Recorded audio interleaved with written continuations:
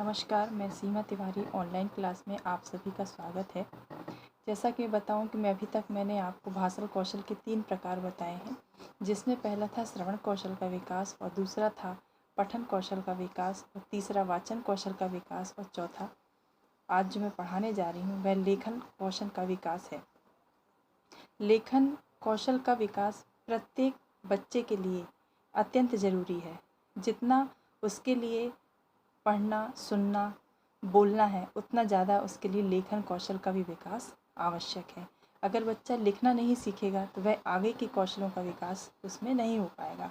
और देखा जाता है कि सबसे कठिन जो होता है वह लेखन कौशल ही होता है, क्योंकि बच्चे को जब स्कूल जाता है तो प्राइमरी एज से ही उसे लिखना सिखाया जाता है। उससे व्यंजन है, स्वर है और अभ्यास पुस्तिका के माध्यम से उसे लिखना सिखाया जाता है, शिक्षिका के द्वारा, माता पिता के द्वारा, ताकि वह आगे जाकर वह अच्छा एक लेखन कार्य कर सके।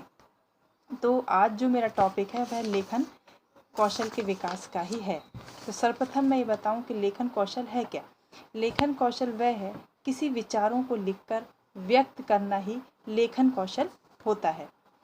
जैसे भाषा की ध्वनियों को जब प्रतीकों, चिन्हों के द्वारा लिखा जाए, व्यक्त किया जाए तो उसे लेखन या लिखित अभिव्यक्ति कौशल कहा जाता है। चारों कौशल में से सबसे कठिन कौशल जो होता है वह लिखने का ही कौशल होता है, क्योंकि बच्चे को उसमें आकृति, शब्द, वर्ण के माध्यम से बनवाया जाता है और वह उसे रेखाओं को पेंसिल के द्वारा, चॉक के द्वारा पकड़ाकर, पेन के द्वारा पकड़ाकर लिखवाया जाता है, अभ्यास पुस्तिका में अभ्यास करवाया जाता है। इसलिए उसका लेखन कार्य जो होता है वह बहुत ही कठिन होता है। अब देखें कि लेखन कौशल की आवश्यकता है क्यों। तो सर्वप्रथम इसमें बोला गया है कि अपने विचारों को स्पष्ट करने के लिए, सुरक्षित करने के लिए, कि अब बच्चा जो भी बोल रहा है तो वह लिखकर अपने विचारों को स्पष्ट कर सके और सुरक्षित कर सके। लिखे बिना पाठ्य पुस्तक का कोई अस्तित्व नहीं है। जब तक बच्चा लिखेगा नहीं तब तक उसके पाठ या अभ्यास का कोई भी अस्तित्व नहीं हो सकता है। याददाश्त के लिए लिखना आवश्यक है। यदि कोई घटना घट गई है या हमने किसी चीज़ को याद किया है, एग्ज़ाम की तैयारी करना है, तो हमको लेखन का कार्य अत्यंत आवश्यक होता है, जिसके कारण हमको लेखन कार्य या लेखन विधि के माध्यम से बच्चे को तैयार करना पड़ता है। अब इस तरह से बताऊं कि लेखन कौशल के कुछ उद्देश्य होते हैं। तो पहला इसमें यह उद्देश्य है हमारा लेखन कार्य करने के लिए कि स्वच्छता और शुद्ध लेख, बच्चा जो है कि स्वच्छता से और शुद्ध लेख के माध्यम से वह कार्य करे।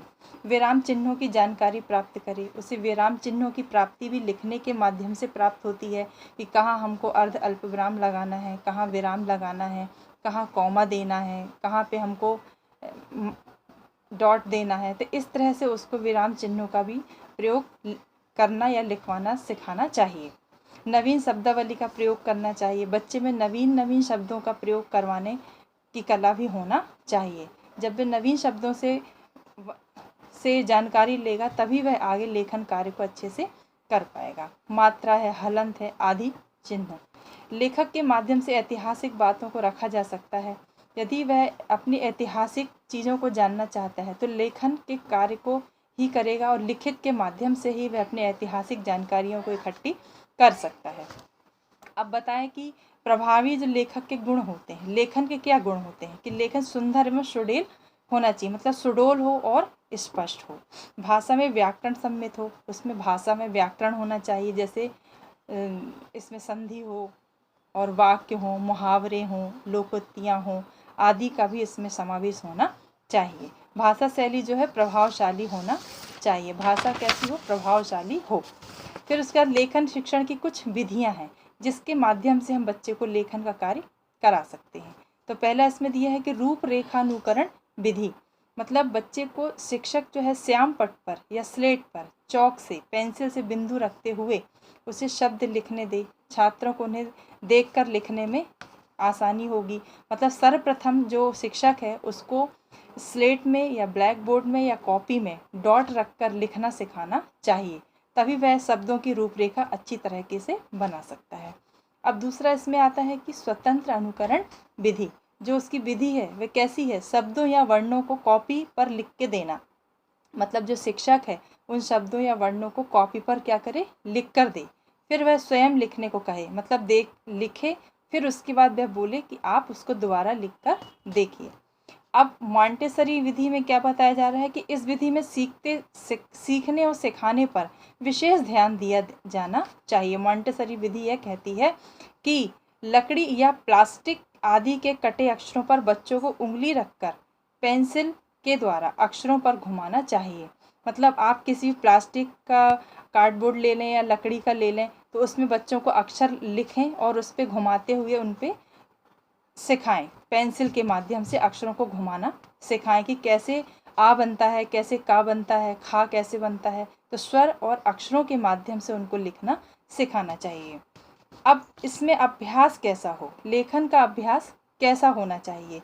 सुलेख हो, अनुलेख हो, श्रुतलेख हो। तो सुलेख में क्या होगा, सुंदर लेखन को ही सुलेख कहा जाता है। सुलेख से हमेशा स्पष्ट एवं आकर्षक होना चाहिए। जो भी बच्चा लिख रहा है तो वह शब्द कैसा हो, आकर्षक हो और बहुत मात्रा का ज्ञान कराता हुआ हो, मतलब उसमें किसी भी प्रकार की अशुद्धियां समाहित नहीं होना चाहिए।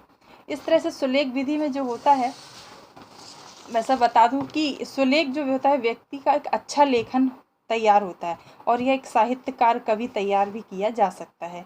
जैसे कोई एग्ज़ाम है तो उसमें बच्चे को कैसे लिखना है, तो उसमें लिखने का प्रयास करता है, अच्छा बालक तैयार होता है। कंपटीशन एग्ज़ाम है, निबंध प्रतियोगिताएं हैं, तो उसमें ही बच्चे को कैसे निबंध लिखना है।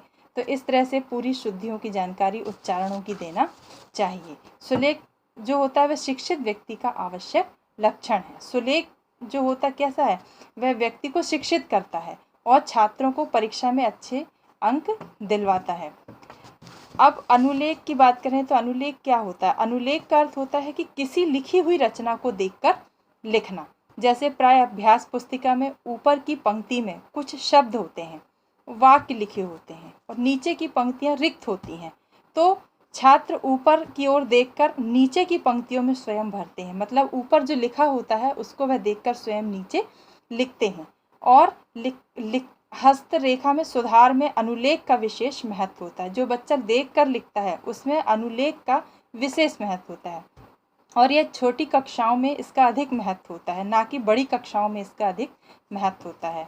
अब थर्ड आता है कि श्रुतलेख। श्रुतलेख क्या है। श्रुतलेख वह है कि सुनकर लिखे हुए लेख को श्रुतलेख कहा जाता है। बच्चे को शिक्षक या जो कुछ भी बोल रहा है तो वह सुनेगा बच्चा, उसके बाद वह अपनी कॉपियों में लिखेगा, तो वह शुद्ध लेख कैसा होगा, श्रुतलेख। मतलब स्पष्ट लिखे, गति से लिखे, शीघ्रता से लिखे, सुंदरता से लिखे, शुद्धता के साथ लिखे, तो ये क्या होता है, श्रुतलेख। अब इतना होने के बाद अब शिक्षक का यह बेस होता है कि वह बहुत सारी सावधानियों को ध्यान दे। बच्चा जब लेखन कार्य करता है क्लास में, तो जैसे सुडौल तथा सुंदर अक्षर लिख रहा है कि नहीं, उसको आप जांच करें। अभ्यास पुस्तिका को आँखों से लगभग कितनी फुट की दूरी पर लिखना है, तो यह लेखन कार्य उसका सुधार कराना चाहिए। वर्णों की खड़ी रेखाएं तिरछी ना हो, सीधी हो, इस तरह से आदि रेखाओं का उसको ध्यान टीचर को रखना चाहिए, जिससे वह लेखन कार्य बहुत अच्छे से कर सके। तो बच्चों, लेखन कार्य बहुत कठिन है। तो सर्वप्रथम मैंने आपको बताया था कि 4 प्रकार होते हैं और जो हमारी शिक्षा में 4 प्रकार यदि ग्रहण ना करेंगे हम, तो हम आगे अशिक्षित रह जाएंगे और शिक्षा की ओर नहीं हो पाएंगे। तो सर्वप्रथम इसमें बताया था कि पहले बच्चा सुनता है, फिर बोलता है, फिर पढ़ता है और लिखता है। तो ये चारों प्रकार हमको ध्यान देना है, जिसके कारण हम अपनी शिक्षा को एक व्यवस्थित रूप दे सकते हैं। आज का मेरा जो टॉपिक था भाषा कौशल का विकास, तो ये मेरे पूरे चारों प्रकार कंप्लीट हो चुके हैं। तो ये आज मैं यहाँ पे अपना लेसन ही समाप्त करती हूँ। अब हम नेक्स्ट क्लास में मिलते हैं और आपको इसमें जितनी भी प्रकार की कोई भी प्रकार की दिक्कत हो तो आप हमको पूछ सकते हैं व्हाट्सएप के दौरान। आज की मेरी क्लास यहीं ख़त्म होती है। Thank you.